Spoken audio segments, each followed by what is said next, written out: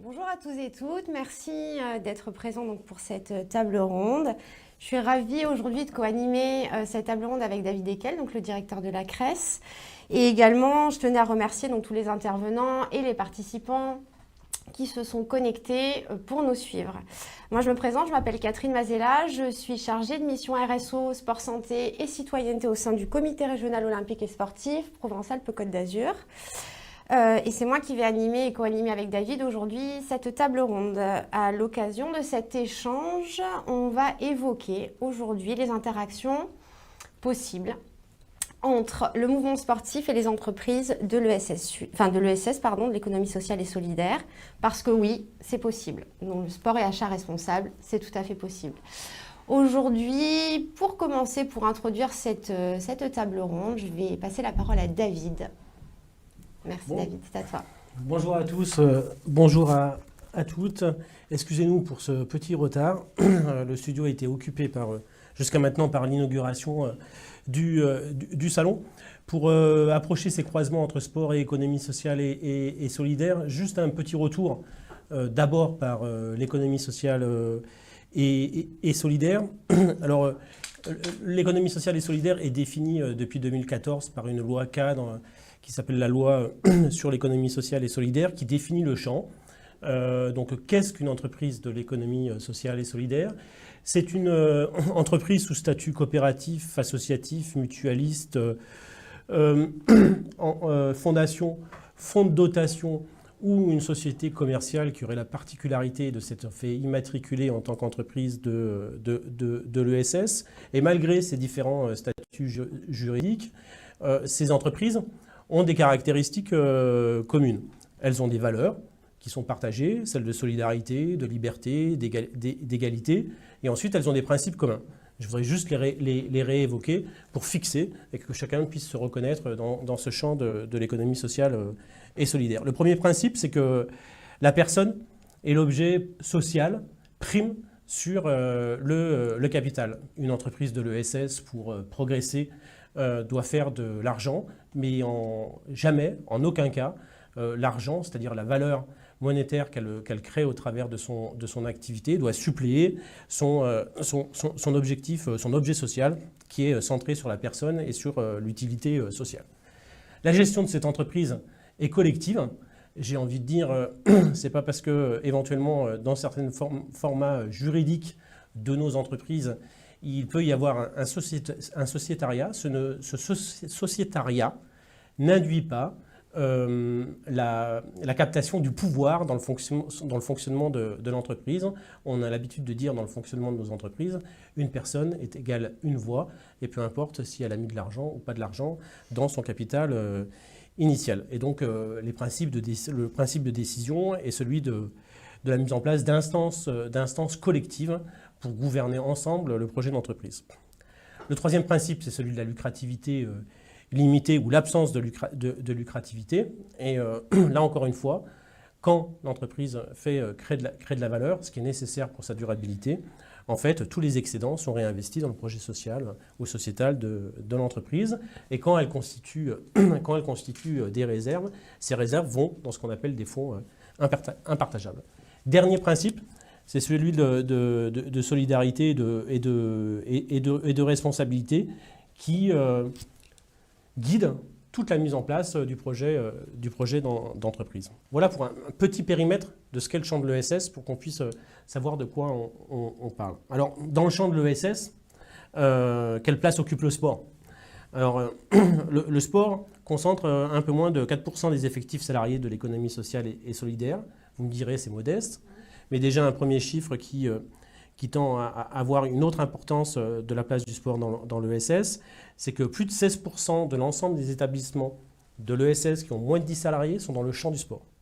Donc quand on s'adresse dans le champ de l'économie sociale et solidaire aux petites entreprises du champ de l'ESS, on s'adresse pour une part importante du portefeuille à des entreprises qui sont dans le champ sportif. Mais la caractéristique majeure, je pense, en fait, de l'ESS dans le champ sportif, c'est que l'économie sociale et solidaire des organisations sportives, en fait, est le cœur historique du mouvement sportif. Il faut savoir que l'ESS dans le champ du sport concentre plus de 64% des effectifs salariés et 84% des employeurs de ce champ. Donc l'histoire du mouvement sportif, mais vous nous direz tout à l'heure Alain, en partie est née et a grandi de cette relation avec les entreprises de l'ESS de ce champ. Alors c'est pour là aussi mettre en quelques enjeux en avant. Ces entreprises de l'ESS du mouvement sportif, elles sont aujourd'hui confrontées, de par leur identité d'entreprise de l'ESS, à de nombreux défis qui sont identiques aux autres entreprises. Je voudrais en citer quelques-uns. Alors d'abord, elles sont soumises à ce que j'appelle moi une double contrainte, celle de l'intérêt général. Elles ont un objet d'utilité sociale. Et en même temps, aujourd'hui, elles sont confrontées à une concurrence économique. Et donc, elles doivent gérer cette tension entre comment préserver mon intérêt général et comment me confronter de plus en plus à une loi du marché ou du quasi-marché. La particularité, par ailleurs, de toutes les entreprises de l'ESS, c'est que souvent, elles ont des modèles économiques, on va dire, hybrides. C'est-à-dire qu'elles doivent, à un moment, hybrider des natures de ressources bien différentes. Donc, de par leur objet d'utilité sociale, elles ont par ailleurs des valeurs éducatives et d'éducation populaire très fortes, qu'elles doivent là aussi chercher à préserver dans un champ qui est de plus en plus concurrentiel. On a l'habitude de dire que la première vocation d'une entreprise de l'ESS, c'est de permettre aussi à ses bénéficiaires de participer à son projet, et donc à comprendre aussi les dimensions économiques de son projet. C'est aujourd'hui très compliqué de le faire dans les tensions que je décris. Et enfin, la mesure de l'impact aujourd'hui se mesure vraiment, notamment dans les activités sportives, à la fois l'impact social, mais on demande aujourd'hui à tous les clubs sportifs d'être aussi efficaces économiquement, et il faut arriver à gérer ces deux champs-là. Et donc, c'est avec cette toile de fond qu'on a imaginé la table ronde d'aujourd'hui, en se disant qu'on a un enjeu, la CRES, la Chambre régionale des entreprises de l'ESS, et le CROSS, donc, qui représente le mouvement sportif, de pouvoir en fait construire des passerelles de plus en plus fortes entre ESS et mouvement sportif pour travailler les stratégies. Et on a trouvé, à la fois original et un peu innovant, de se dire qu'il fallait en fait emprunter au référentiel commun à toutes les entreprises un sujet, celui plutôt de la RSE et des achats responsables, pour l'investir aujourd'hui ensemble et voir qu'est-ce qui recoupait comme pratique et comme ambition. Voilà pour petit propos liminaire. Merci David, merci beaucoup. Je vais laisser maintenant la parole à monsieur Alain Aria, qui est donc le secrétaire général du CROSS Provence-Alpes-Côte d'Azur, pour continuer cette introduction et vraiment nous expliquer en quoi le sport et RSO, ça fait bon ménage depuis un petit moment. Merci Catherine, bonjour à tous et à toutes. Donc, je me présente Alain Aria, je suis le secrétaire général du comité régional olympique et sportif Région Sud Provence-Alpes-Côte d'Azur. À ce titre-là, j'ai le plaisir de piloter un petit groupe de travail au sein du CROSS qui est en charge d'appliquer, de mettre en pratique la politique des RSO, responsabilité sociétale des organisations, qui vient s'appuyer sur la RSE, qui s'applique pour le monde de l'entreprise, et nous, pour le monde associatif, c'est le O de organisation qui remplace le E de entreprise. Bien entendu, cette démarche-là, elle est pas nouvelle, et elle est depuis plusieurs années portée par le comité olympique national, le CNOSF, qui explique que mener une politique des RSO, mener une démarche RSO, c'est inscrire sa structure dans une démarche de qualité continue qui repose autour de 6 axes. Alors, je vais me permettre de les lire parce qu'ils sont assez longs, puis des mots sont assez forts pour pouvoir les retenir. 6 axes majeurs: définir et mettre en œuvre une gouvernance permettant d'assurer une conduite responsable et durable de ces activités. Promouvoir l'épanouissement social et professionnel ainsi que l'engagement de celles et ceux qui contribuent au bon fonctionnement de l'organisation. Garantir le respect des intérêts, de l'intégralité physique et morale des pratiquants et des spectateurs, et les impliquer dans la démarche. Préserver l'homme en protégeant la biodiversité et les ressources naturelles dans la conduite de ses activités, la construction, l'entretien et l'exploitation de ses équipements sportifs.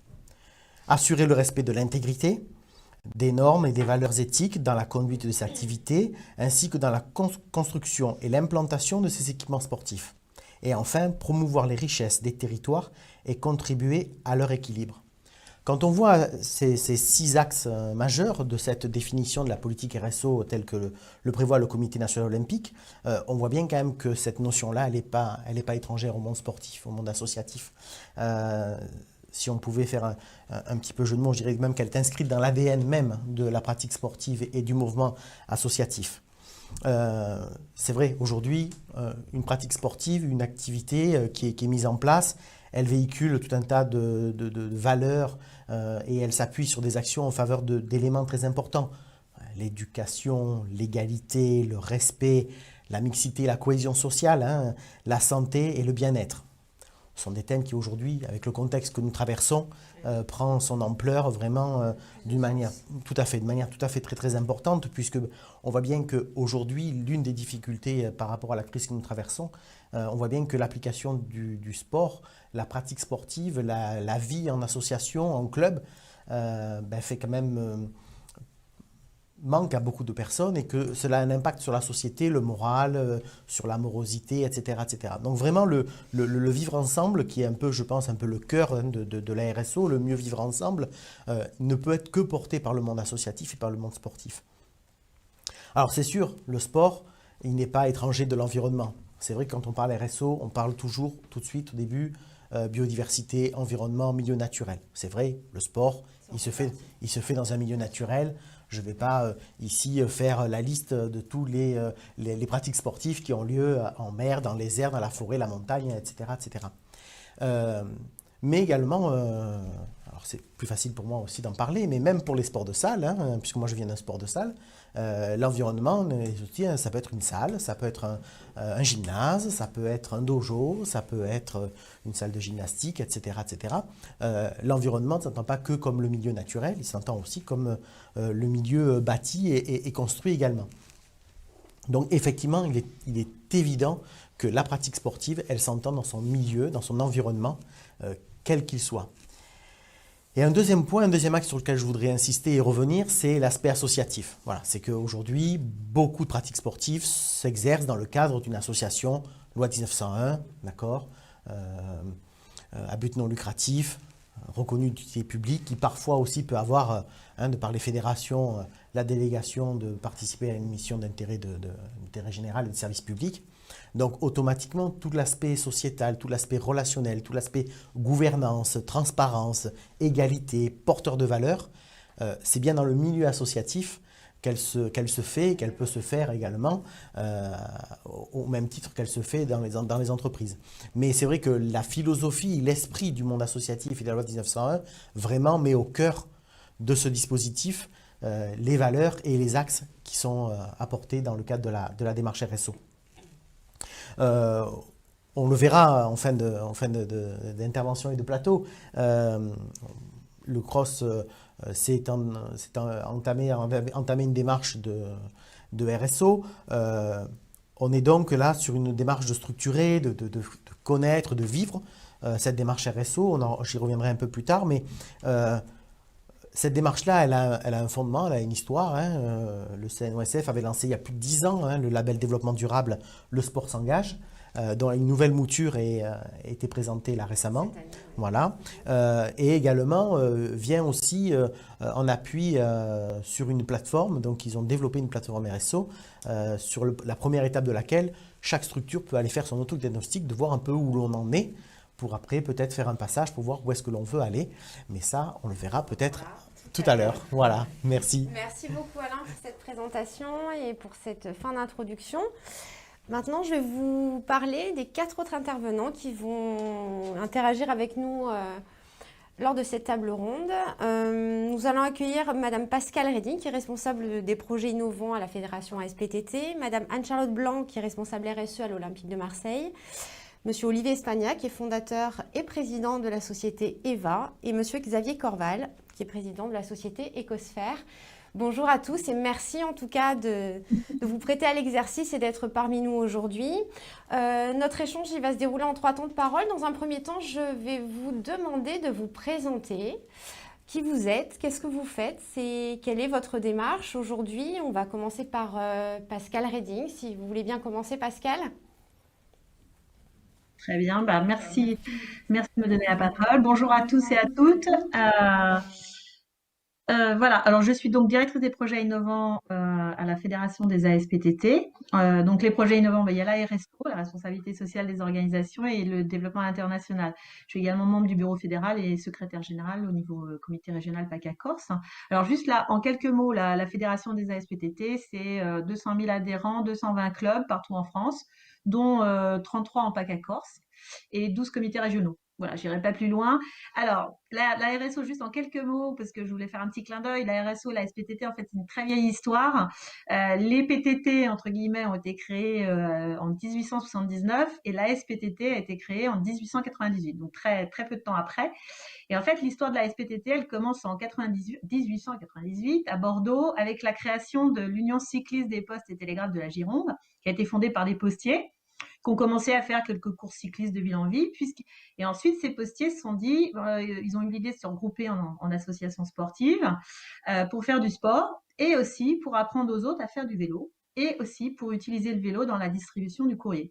Et ça me semblait intéressant, c'était un petit clin d'œil, parce qu'en fait, on retrouve bien les trois piliers. Moi, j'aime bien cette démarche, les trois piliers de la RSO, ça a été dit avant, hein, mais il y a bien, certes, il y a le social-sociétal, il y a l'écologique, et il y a l'économique. Il y a bien ces trois dimensions-là qui sont vraiment trois piliers indispensables. Il ne faut pas les opposer.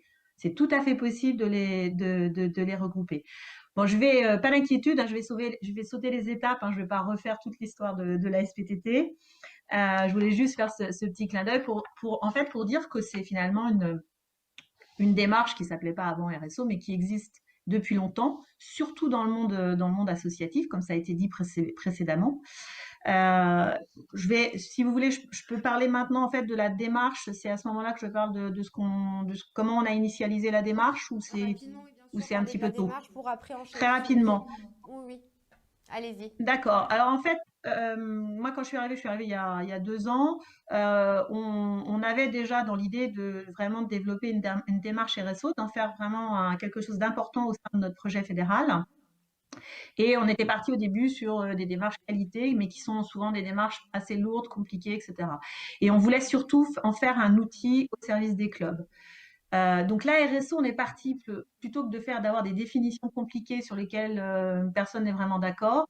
En fait, c'est quoi la RSO pour nous? C'est de ça qu'on est parti. C'est en fait augmenter le plus possible les impacts positifs d'une organisation sur l'ensemble de son environnement et ce qu'on appelle les parties prenantes, hein. Parties prenantes, c'est à la fois le personnel, mais c'est tout, c'est les collectivités, c'est les partenaires, c'est les entreprises, c'est tous les gens avec lesquels on travaille. Donc, finalement, la RSO, c'est quoi? C'est augmenter l'impact positif sur notre environnement et c'est essayer de réduire au maximum les impacts négatifs.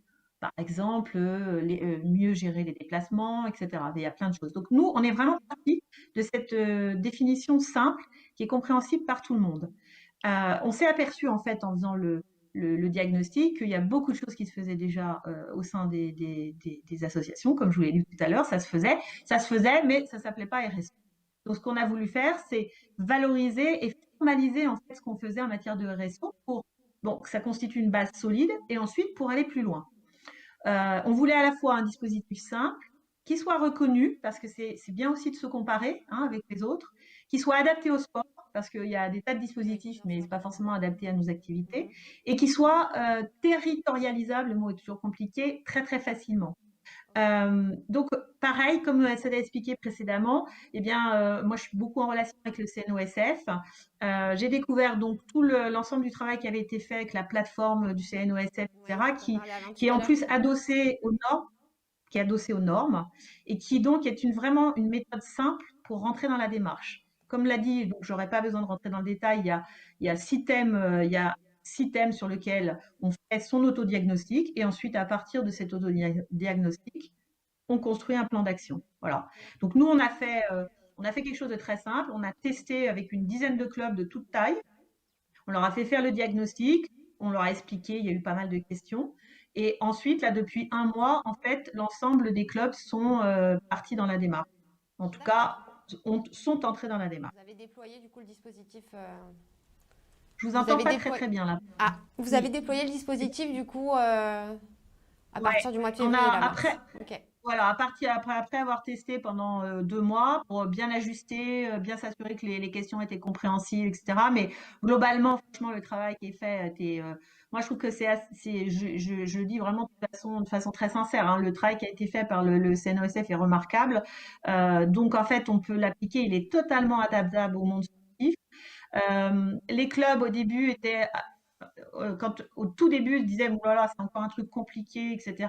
Ils se sont aperçus qu'en fait, en déroulant il y a 20 questions, ce qui est quand même très, On en très, parlera très, peut-être très après, court, Pascal, hein. du coup, si vous On en voulez, parlera un petit peu après. ouais, du d'autodiagnostic, du coup, Voilà. dans vos démarches. Non, non, pas de souci, c'est super intéressant, mais du coup, je pense que ça peut rentrer aussi dans le deuxième temps de parole et je pense qu'on Oui, pourra le oui, décliner.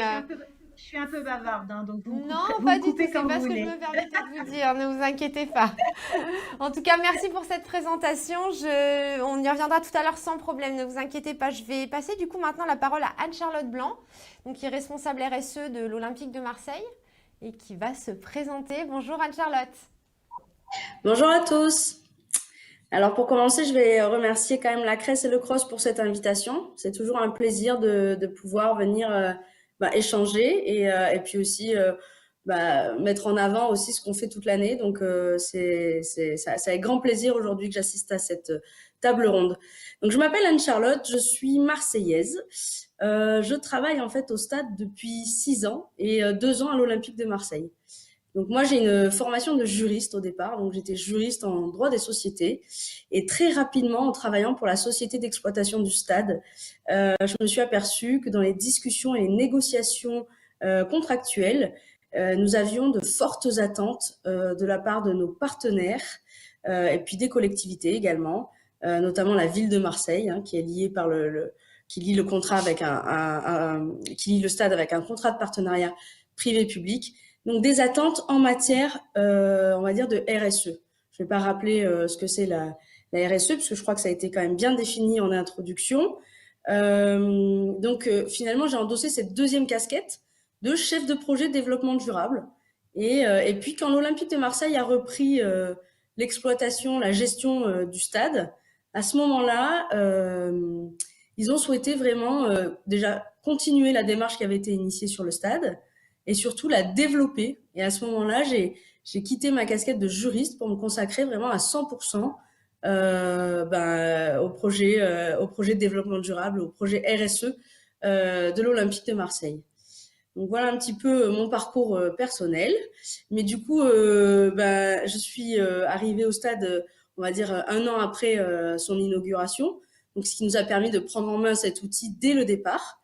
Et c'est vrai qu'il y avait une volonté d'avoir un management aligné quand même avec, on va dire, les travaux qui ont été réalisés en tenant compte des exigences environnementales, mais surtout en essayant d'aller un petit peu plus loin sur ces attentes-là. Donc voilà un petit peu le départ. Pour les présentations, ce sera tout. Après, bon, pour l'Olympique de Marseille, je vous ferai pas l'affront de vous présenter le club. Voilà, c'est un club de football donc de Ligue 1 qui a 120 ans, plus de 120 ans, et qui d'ailleurs fédère et quand même un acteur de cohésion sur le territoire à Marseille très fort. Et c'est d'ailleurs pour ça que nous sommes convaincus du rôle que nous devons jouer en termes d'exemplarité et dans la conduite du changement sur ce territoire. Et donc, conscients de ce rôle-là, nous avons décidé déjà de nous structurer. Et pour ça, nous avons différents outils, peut-être que je vous présenterai dans un second temps. Tout à fait. Merci beaucoup Anne-Charlotte pour cette présentation. On va passer du coup à Monsieur Olivier Espagnac, fondateur de la société EVA, président. Je vous laisse vous présenter, Monsieur Espagnac. Bonjour à tous, merci pour l'invitation. Je suis Olivier Espagnac, je suis donc le fondateur d'EVA, qui est l'acronyme de Entreprise de valorisation adaptée. EVA est une entreprise reconnue solidaire d'utilité sociale, qui a pour mission de créer des emplois pour les personnes reconnues travailleurs handicapés. Notre activité, c'est la seconde vie des équipements informatiques, de manière très pragmatique.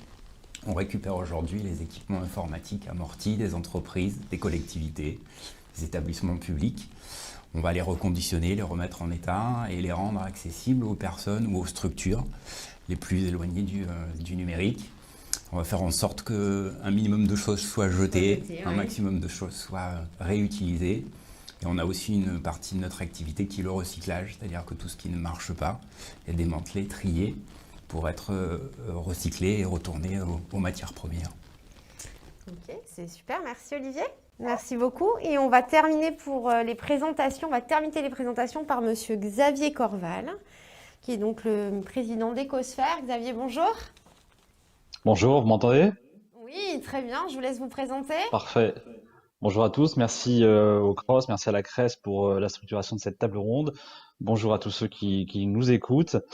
Ecosphère, entreprise sociale qui 2012, qui s'est installée à Marseille en 2017 pour contribuer à relever le challenge du gaspillage et des déchets sur la région. On développe 2 types de programmes qu'on a adaptés depuis 2 ans au milieu sportif.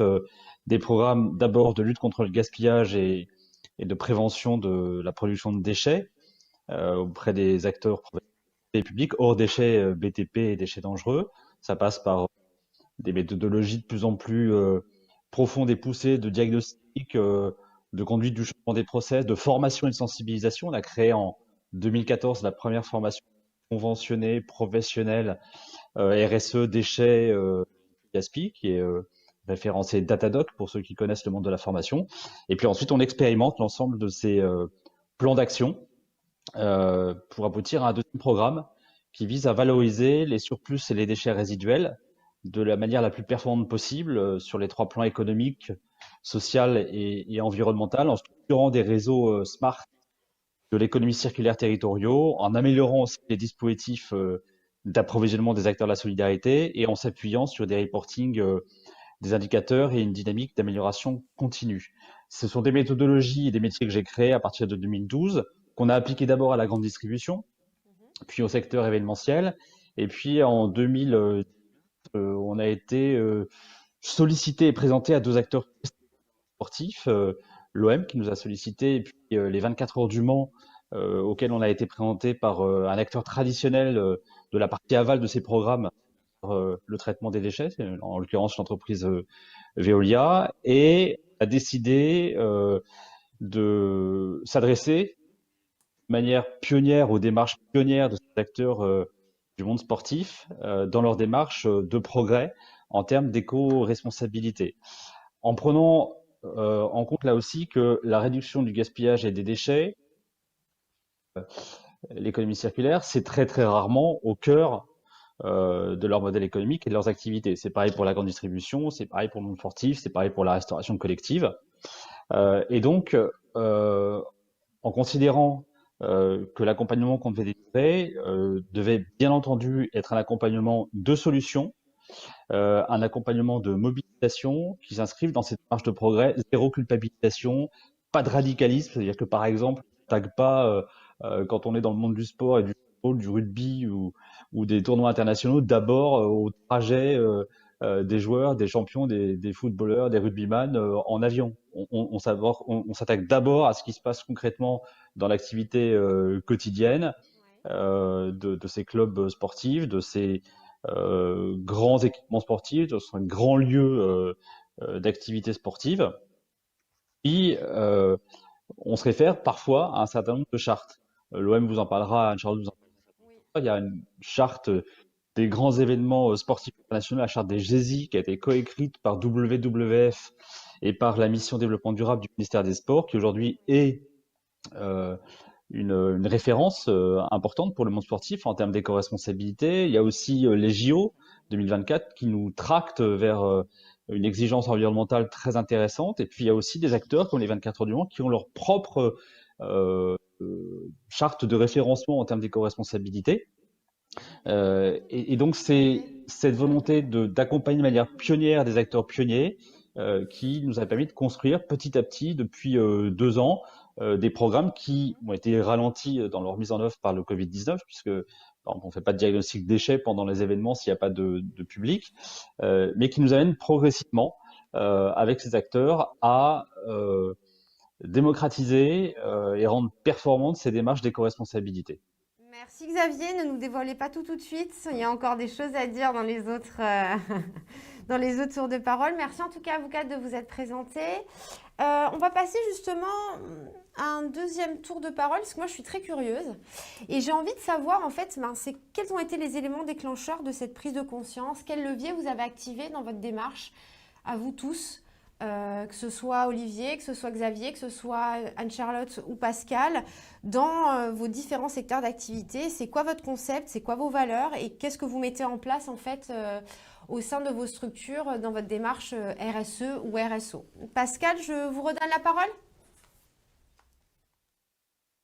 Moins bavarde. Alors, ce qui a présidé à notre prise de conscience, bon, la prise de conscience, elle préexistait, hein, ça faisait un certain nombre d'années qu'il y avait, alors même si on n'appelait pas ça comme forcément la RSO, il y avait une vraie prise de conscience. Et puis, je pense que ça s'est accéléré avec le sentiment, et la crise est venue renforcer ça, la crise sanitaire, le sentiment qu'on ne peut plus faire les choses de la même façon qu'avant.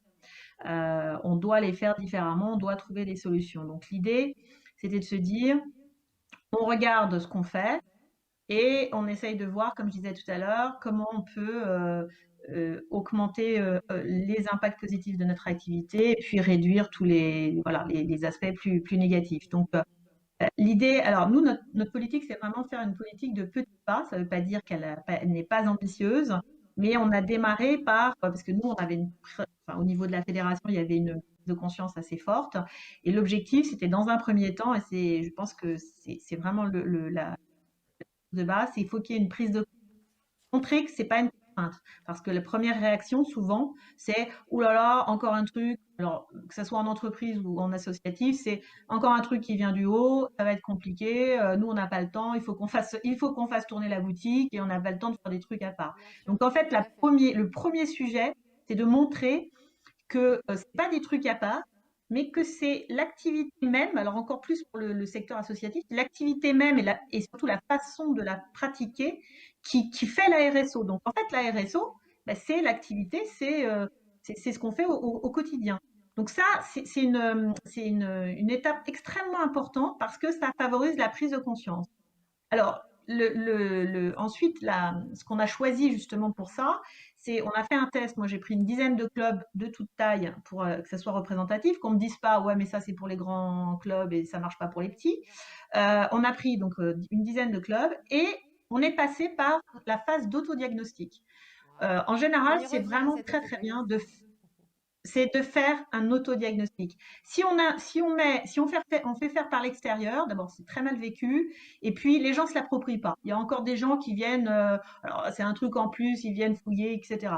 Non, là on leur a dit, on a pris la grille qui a été très bien présentée tout à l'heure, et on a dit voilà, vous prenez, vous remplissez, vous le faites au sein du bureau.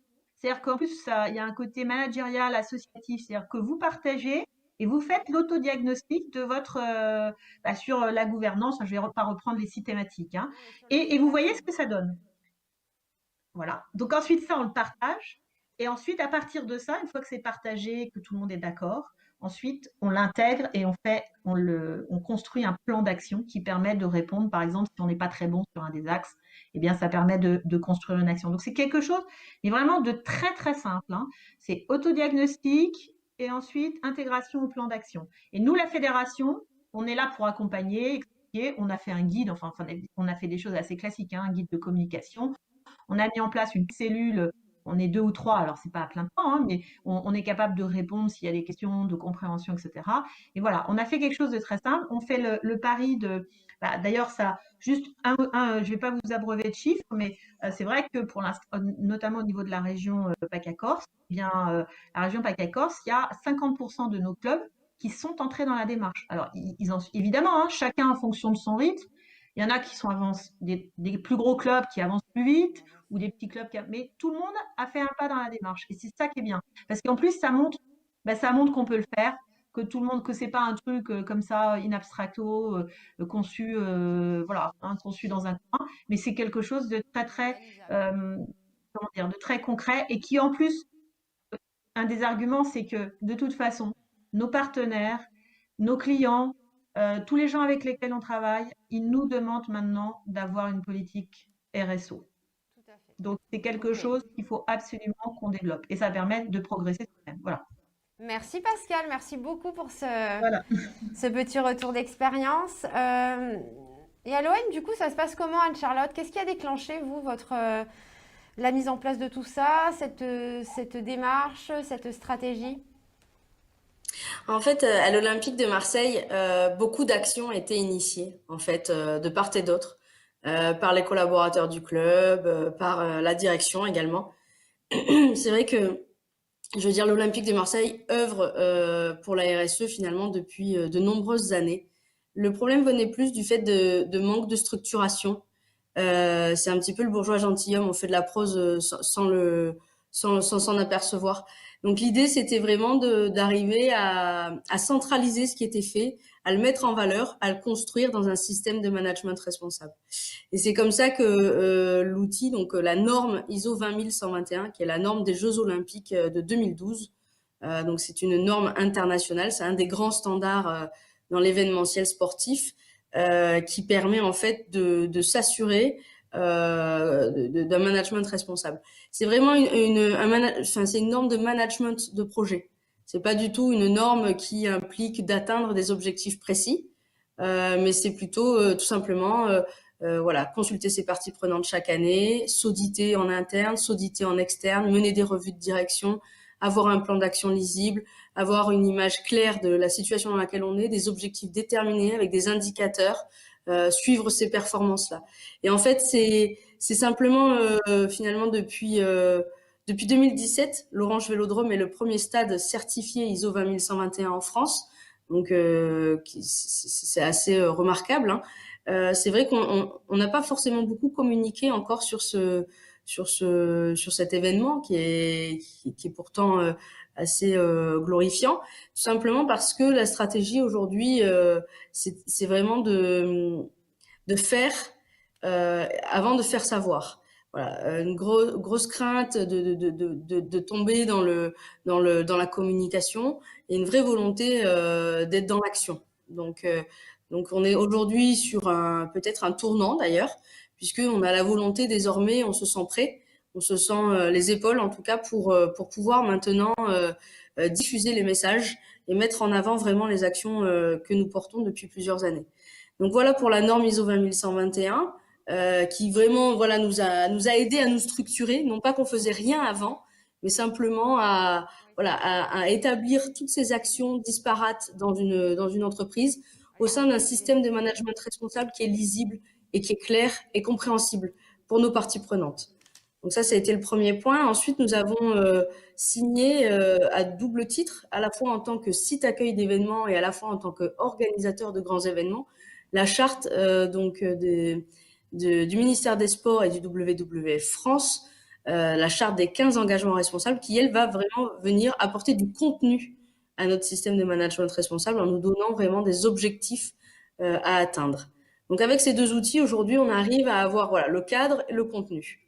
C'est le premier point. Ensuite, une stratégie qui est beaucoup dans l'action et pas forcément encore dans la communication, même si évidemment notre fondation quand même communique sur les actions fondamentales qu'elle réalise, mais sincèrement, on a été plutôt discret sur tout ce qu'on a pu mettre en place jusqu'à maintenant. Voilà un petit peu où on en est. Sur notre stratégie RSE, si on rentre un petit peu plus dans le vif du sujet, nous, on a décidé, bon, déjà, une politique RSE, c'est quelque chose qui n'est pas figé. C'est quelque chose qui bouge, qui est amené à évoluer. Nous, on la challenge et on se remet en question, mais perpétuellement. Donc, nous venons, par exemple, de changer dernièrement nos intitulés. Ça ne change rien. On est toujours sur des enjeux économiques, socio-sociétaux et environnementaux. Et c'est toujours le contenu reste le même. Les intitulés ont été modifiés, ainsi que la présentation, l'ordre de présentation. Avant, on disait par exemple donc 1, limiter notre empreinte environnementale, 2, être acteur du changement sur le territoire, 3, améliorer le parcours client. On s'est aperçu que souvent quand on parle de RSE, le côté environnement est très bien compris et beaucoup moins le côté peut-être économique et social-sociétal. Donc du coup, on a décidé d'inverser les choses. Et aujourd'hui, on a décidé de partir sur vraiment l'éthique du care et de la sollicitude, donc du bien-être. Et aujourd'hui, donc, notre stratégie, elle repose sur 3 grands enjeux qui sont donc le bien-être de la communauté OM, le bien-être du territoire et le bien-être de la planète. Voilà nos 3 grands axes, 3 grands enjeux. Et à l'intérieur de chaque enjeu, on va retrouver des objectifs. Chaque objectif, on met en place des actions. Voilà, tout ça est cadré et structuré. Merci beaucoup Anne-Charlotte, merci pour cette présentation. On va passer à Monsieur Espagnac, hein. C'est quoi l'élément déclencheur, Olivier, de toute cette aventure du coup? Un constat et une volonté d'apporter une solution pragmatique et concrète. Moi, je suis un ancien sportif de haut niveau. Donc, j'ai travaillé pendant 25 ans dans le secteur associatif sportif. C'est un secteur que je connais très bien et dont je connais très bien les problématiques. Aujourd'hui, les associations, on leur demande beaucoup, de plus en plus, d'utiliser l'outil numérique et informatique dans leur gestion au quotidien, la relation avec les adhérents, la gestion des inscriptions, les licences, voilà, c'est des problématiques que tout le monde connaît bien. Et aujourd'hui, on a besoin d'outils informatiques pour faire ça. On sait aussi que dans les associations, c'est beaucoup le matériel des bénévoles qu'on utilise.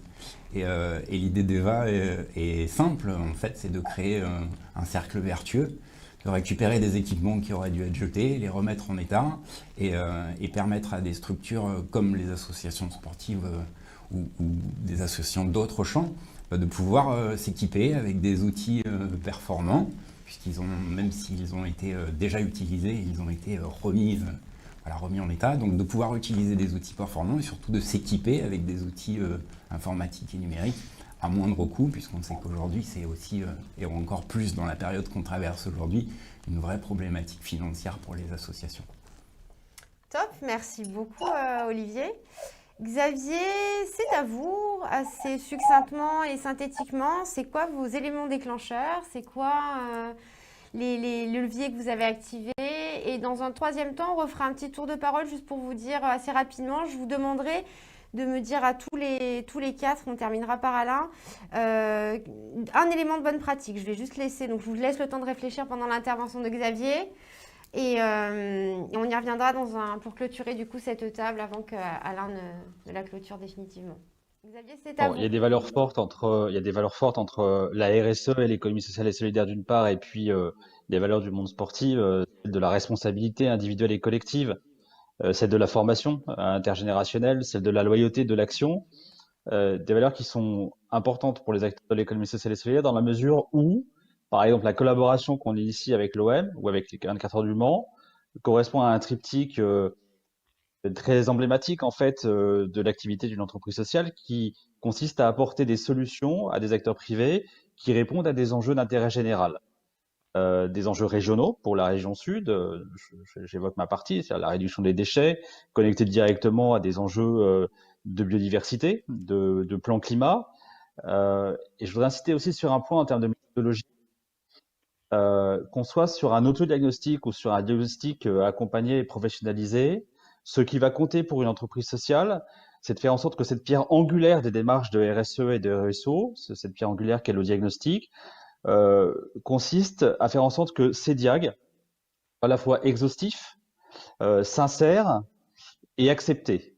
Et une entreprise sociale comme Ecosphère aura vocation, de par ses valeurs, à faire en sorte que le programme qu'elle va mettre en œuvre permette à l'organisation sportive d'être progressivement le plus en plus autonome en termes de process, en termes de culture interne sur ces démarches d'éco-responsabilité, de RSO, de RSE, et de faire en sorte que le programme d'accompagnement permette de pérenniser en fait ces nouveaux process, cette nouvelle culture interne, ces nouveaux modes de fonctionnement dans son organisation. Et donc j'insiste énormément sur cette méthodologie et puis sur le fait que là, avec ces acteurs, on soit à nouveau dans cette capacité de coopération tripartite entre un acteur, une entreprise porteuse de solutions et des enjeux d'intérêt général. Ok, merci Xavier, super pour cette petite présentation là de comment ça s'est déclenché et quelle a été la prise de conscience. Maintenant, je vais vous poser la question à tous les 4. Si vous aviez un élément de bonne pratique à nous transmettre, à nous faire connaître, quel serait-il Pascal?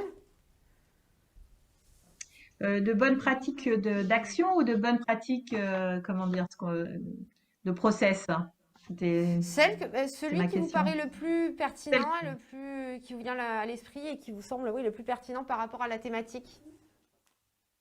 Ouais, par rapport à, alors en termes de process, je vais pas revenir. Je pense que le fait de partir des choses très concrètes qui se font sur le terrain, puis de laisser les gens s'approprier, faire un autodiagnostic, etc. Je pense, je vais pas revenir dessus, mais je pense que ça, c'est vraiment la pratique qui marche et qui a visiblement des résultats. Les gens s'approprient les choses au fur et à mesure. Il faut que ça devienne partie prenante de tout ce qu'ils font, de la façon dont ils réfléchissent. Ça permet de réinterroger en fait tout ce qu'ils font, mais de façon simple. Et puis sinon, une idée, enfin un élément de bonne pratique, quelque chose. On a parlé du recyclage là, comment dire, des matériels informatiques. Et moi, je voulais parler du recyclage on a lancé un projet en interne qui est un projet très symbolique, même s'il paraît assez simple. C'est le recyclage des chaussettes. On travaille avec une association qui s'appelle les Chaussettes Orphelines ou les Chaussettes Solidaires maintenant. Et en fait, c'est une association qui récolte toutes les chaussettes. Les chaussettes, on a trouvé ça intéressant parce que c'est quand même un des symboles de l'activité sportive. Et surtout, il y a les trois dimensions de la RSO dans ce programme, c'est-à-dire qu'il y a la dimension évidemment écologique, puisqu'on recycle des matériaux, il y a la dimension sociale, emploi, puisque cette association emploie des gens qui sont très très éloignés du monde de l'emploi, et puis il y a l'aspect économique, parce que ensuite, à partir de la matière qui est recyclée, eh bien, ils font une gamme extrêmement importante. Je vous encourage à aller sur leur site de produits qu'ils revendent. Donc il y a bien les trois aspects. Je pense que s'il y avait une chose à retenir, ce serait vraiment ça. Il faut que, si on veut qu'une démarche RSO fonctionne bien, il faut qu'il y ait les trois dimensions écologique, sociale et économique. S'il y a un des piliers qui n'est pas là, eh ben c'est bancal et ça fonctionne pas. Voilà. Merci, super. Anne-Charlotte, un élément de bonne pratique J'ai la aussi même question. Ouais. J'avais la même question sur le côté process et action. C'est vrai qu'en termes de process, nous, on a cette habitude de consulter nos parties prenantes. C'est vraiment important de pouvoir les intégrer en fait dans le programme. Pourquoi? Parce que il faut que notre système y réponde à leurs besoins et à leurs attentes, afin que ce soit vraiment efficace. En termes de process aussi, je parlerai beaucoup de ce qu'on a mis en place nous en termes d'achat responsable, parce que ça va vraiment influencer, comme nous on a été influencés à un moment donné par les grands organisateurs d'événements internationaux, comme les Jeux Olympiques par exemple, à notre tour aussi de pouvoir porter cette influence sur d'autres entreprises et notamment nos prestataires. Donc c'est vrai qu'on a mis en place tout un système qui permet de garantir l'intégration de critères RSE dans la sélection de nos fournisseurs et de nos prestataires, avec plus ou moins de pondération. Est-ce que le prix évidemment reste un élément et un critère qui est pris en compte? Je suis pas du tout en train de vous vendre un gros mensonge, mais par contre, nous intégrons pour au moins 20% dans la sélection de nos fournisseurs et de nos prestataires cet aspect RSE, avec des bonus pour tout ce qui va être entreprise SAT ou ce genre d'entreprise aussi, de l'ESS également. Donc c'est important les achats en matière RSE, parce que finalement on s'aperçoit que ça va influer à la fois sur aussi les déchets, influer sur nos parties prenantes, influer sur la conduite du changement. Pour le coup, elle se mène aussi par les achats. Voilà en termes de process. En termes d'action, on mène un plan d'action de plus de 150 actions, donc c'est difficile d'en choisir une plus qu'une autre. Mais j'ai envie peut-être de vous parler du coup de ce qu'on a mis en place il y a déjà 2 ans maintenant au stade et que personne ne sait. C'est un tri sélectif à l'Orange Vélodrome, mais un tri sélectif qui n'implique pas le public à l'heure d'aujourd'hui. C'est-à-dire que nous avons mis en place, donc nous avons mis 2 ans pour le faire, hein, parce qu'il faut savoir que quand on installe un compacteur dans un ERP comme le stade c'est une ville, hein, c'est 67 000 personnes qui se rendent au stade pendant 2 heures et qui repartent, qui vont manger, qui vont consommer, qui vont utiliser les sanitaires, qui vont se rendre avec leur voiture ou pas, hein. L'idée étant plutôt d'utiliser autre chose. Donc en fait on a voilà une ville entière à gérer pendant 2 heures. Donc on va retrouver toutes les problématiques d'une collectivité. Les déchets, donc ce qu'on a mis en place, une zone de tri qui a été mise en place donc il y a 2 ans, qui nous permet de trier, mais de trier, on va dire, en coulisses. C'est-à-dire qu'aujourd'hui, ce sont que mes prestataires qui trient. Donc, c'est mon prestataire nettoyage, notamment, qui ramasse, en fait, dans les tribunes et va, en fait, collecter les déchets, mettre à droite ce qui va à droite, à gauche ce qui va à gauche, et ainsi de suite. Et c'est également mon prestataire de restauration qui va trier. Et à aucun moment, j'ai impliqué mon public. Et là, le grand projet que nous allons mener, je l'espère, dès que le public reviendra dans le stade, c'est comment on va inclure et éduquer, sensibiliser notre public à participer à cette gestion du tri, parce qu'aujourd'hui, on est limité dans nos résultats, c'est-à-dire qu'on arrive à une valorisation de 40%, un petit peu moins, on va dire 40%, mais on ne pourra jamais faire plus sans le public. Je veux dire, tout ce qui se passe en zone de préfiltrage, c'est-à-dire aux abords du stade, entre le moment où la personne présente son billet et arrive aux portes du stade, tout ça aujourd'hui, ça peut pas être collecté, donc ça ne peut pas être trié et donc ça ne peut pas être valorisé. Également, tout ce qui va être jeté dans la poubelle par le spectateur, je ne peux pas le récupérer. En fait, je récupère que ce qu'il jette par terre et tout ce qui reste dans les buvettes ou dans les espaces VIP où j'arrive à avoir la main dessus. Merci Aujourd'hui, beaucoup, c'est un vrai... Anne-Charlotte, je suis obligée de vous couper parce qu'en fait, on me dit dans l'oreillette qu'il nous reste 3 minutes. Donc, en 3 minutes, nous allons transmettre les bonnes pratiques et Alain dira le petit mot de clôture.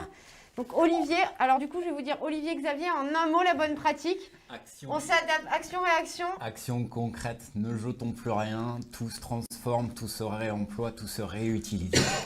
Xavier, en un mot, une bonne pratique. Prenante, là, sur les deux, intégration des parties prenantes fondamentales, sur les deux axes d'éco-responsabilité qui consistent à réduire les déchets, mieux les revaloriser et puis impliquer, sensibiliser les publics. L'intégration de toutes les parties prenantes est fondamentale. Le monde sportif, l'activité sportive, c'est une caisse de résonance et de formation qui est fondamentale pour les changements de comportement.